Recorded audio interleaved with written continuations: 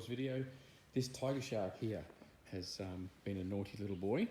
He's been in a pool with really abrasive dust in it, and it's actually caused the plastic bearings inside the tiger shark to prematurely wear, and all his balls fell out.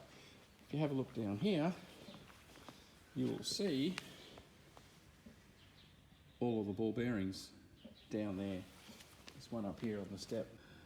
Just little ball bearings, and they've come out of the bearing. Now, this is a tell. The reason I'm putting this video up is because if you see that, if you've got a tiger shark and you see all those ball bearings around, or even a couple, you need to pull him out straight away.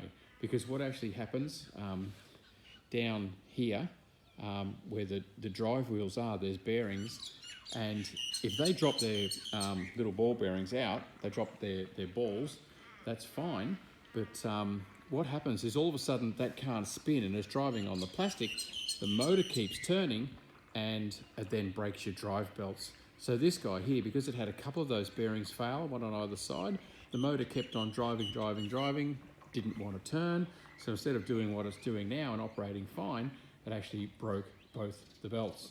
So if you find tiger shark ball bearings down on the bottom of your pool, pull it out straight away and get it repaired. I've got a video of how to repair a tiger shark. I'll put a link up to it here so you can see how to get that out and how to replace those bearings. I'll put some links through to parts in the description if you want to have a go yourself, or take it to a Hayward dealer or to an authorised dealer who can do it for you.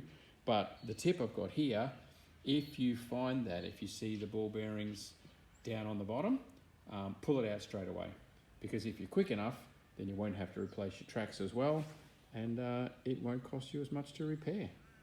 There you go.